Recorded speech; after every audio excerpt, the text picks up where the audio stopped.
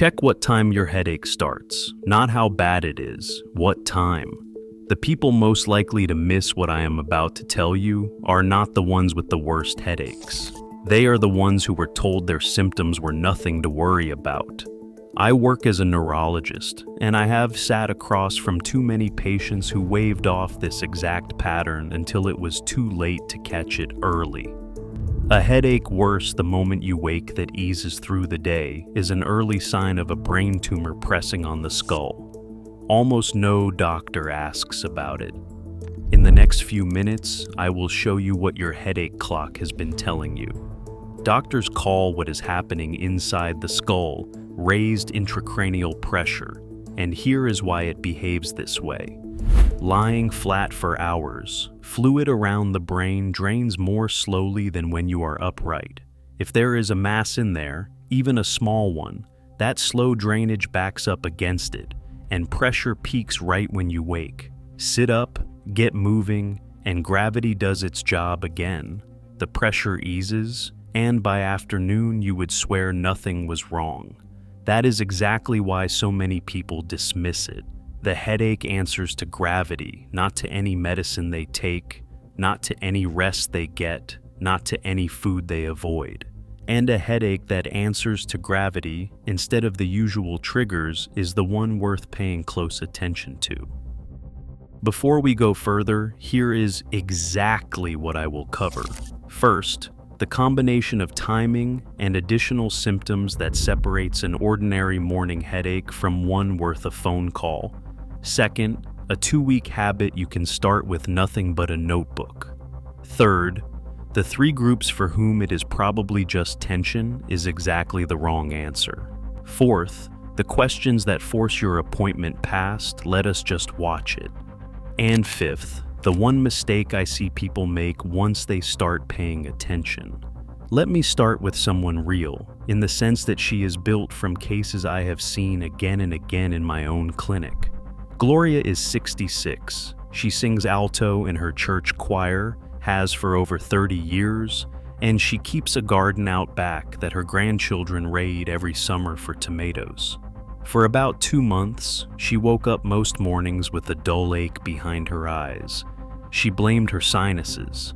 She had had sinus trouble for years, so it made sense to her. And by the time she had had her coffee and gotten the grandkids off to school, the ache was gone anyway, so why make a fuss? What Gloria did not mention to anyone, not even her husband at first, was that the edges of her vision on the left side had gotten a little soft, like looking through a slightly fogged window. She figured she needed new glasses. One Sunday, mid-hymn, she reached for the hymnal and knocked it clean off the stand because her hand missed it by a few inches. Her daughter, sitting beside her, saw it happen and asked her about it after service. Gloria brushed it off, said her hand was asleep. But her daughter pressed, the way daughters do, and got her mother into my office within the week. Here is what the scan showed. A meningioma, a slow-growing tumor from the lining around the brain, sitting in a spot quietly pressing on the pathway that carries vision from her left eye, and the area controlling fine hand movement. Meningiomas are usually not cancerous, and often very treatable, especially caught small. Gloria's headache had been pointing at exactly where the pressure was building, every morning, for 2 months, and the only reason we caught it was a dropped hymnal and a daughter who would not let it go. I am not telling you Gloria's story because she is unusual. I am telling you because she is typical of exactly what this pattern hunts for, and the decision that put her at risk. Treating a morning headache as background noise because it fades by lunchtime is the same decision a lot of folks over 60 are making about their own bodies this very week. Now, let me show you how this same pattern reaches someone who looks nothing like Gloria. Take Reginald. He is 72, retired from 30-some years, driving a delivery route, the kind of man who still changes his own oil, and would never in his life describe himself as a patient. For close to a year, he had what he called his grumpy mornings, a headache he would shake off with 2 cups of coffee and a walk around the block. He never once mentioned it at a checkup, because to him, a headache was not a medical complaint, it was just Tuesday. Then one afternoon in his recliner, his right arm and leg began jerking on their own, and for close to a minute he was not fully aware of where he was. His wife called for help immediately. That episode was a seizure, and in adults over 50 with no prior history, a new seizure is one of the more common first alarms a growing mass sends. His workup showed a tumor that had been quietly announcing itself through those grumpy mornings for the better part of a year. A first seizure at his age deserved a same-week evaluation, not wait and see. People brush off a single strange spell the same way Reginald brushed off his mornings, and that is the mistake. Then there is Dorothy. She is 61, still working part-time at the library, and she is the surprising one because on paper, nothing about her stood out. No seizures, no vision changes, no dropped anything. What Dorothy had was a habit. She had started jotting down her headaches in the back of her day planner almost as a joke, the way she used to track the weather. Over about 4 months, she noticed her own pattern before anyone else did. Worse first thing, better by noon, and slowly month over month, staying rough a little longer into the day each time. No single week looked alarming. The trend did. She brought that notebook to her appointment, and instead of a vague complaint, her doctor had a data set. That moved things along quickly, an imaging scan, and the early discovery of a slow-growing tumor that caught small with her only real symptom being that quiet, lengthening morning pattern, is being managed today with regular monitoring rather than urgent surgery. Dorothy is the case that proves the whole point of this video. The clue that matters is not the headache on any single bad morning. It is the pattern you would only ever catch by watching it over time. She did not need a scanner to find it first. She needed a pen and a planner. 3 people.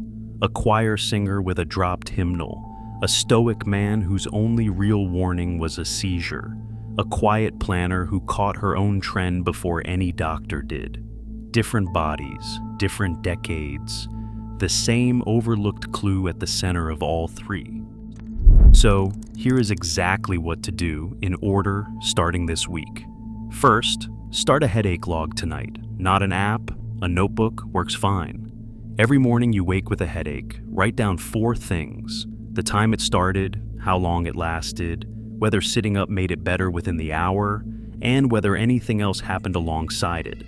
Vision changes, weakness, a word you could not find. 2 weeks of that tells a doctor more than any single appointment ever could because it shows the pattern, not the snapshot.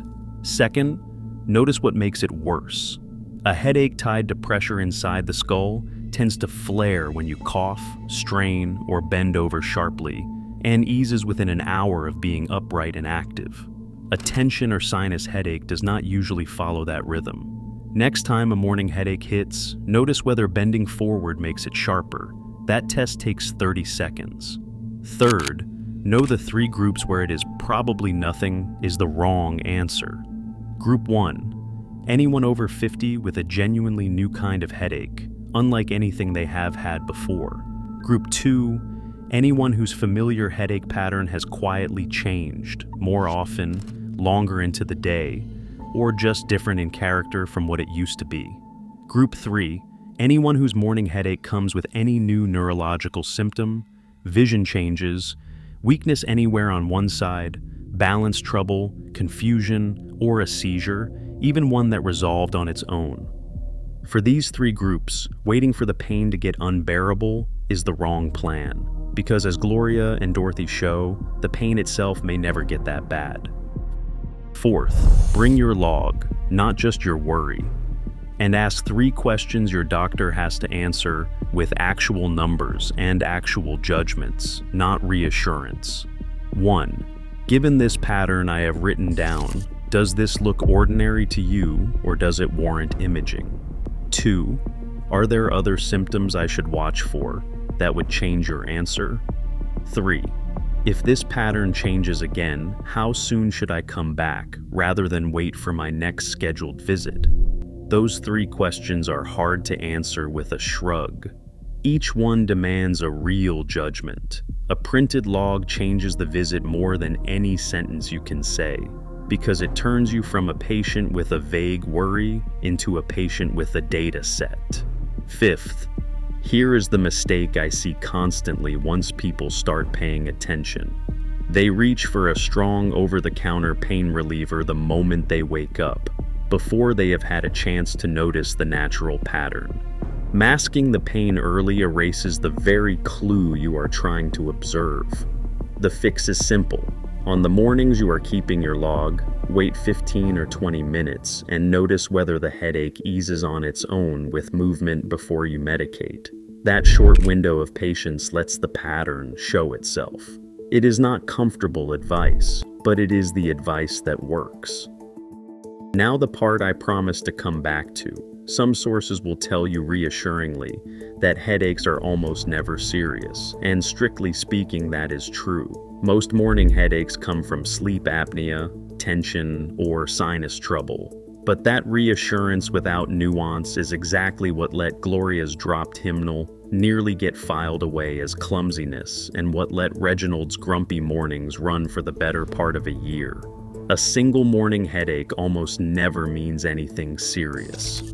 A headache that is new, changing, or that travels with any other neurological symptom deserves an actual conversation, regardless of how mild the pain feels. I want to say something directly to our community. Brain tumors are diagnosed somewhat less often in Black Americans, but when they are, outcomes tend to be worse. A real part of that gap comes down to delays in getting evaluated and delays in starting treatment. Catching a pattern like Gloria's or Dorothy's early, before it needs urgent surgery, is one of the few parts of this story we actually get to control. Starting with a notebook and a willingness to mention the mornings we have been quietly shaking off. I have put together a free one-page headache log with the 4 morning questions and the 3 questions to bring to your doctor. The same kind of log that got Dorothy her answer. You can find it at the link in the description. There is nothing to buy.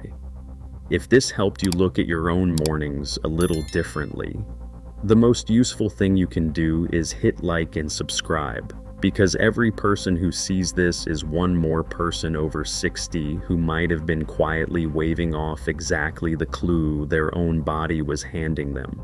And if you have a parent, a spouse, or a fellow church member who mentions their head hurts most mornings and shrugs it off, send them this video before their next appointment so they walk in already knowing to mention the timing, not just the pain.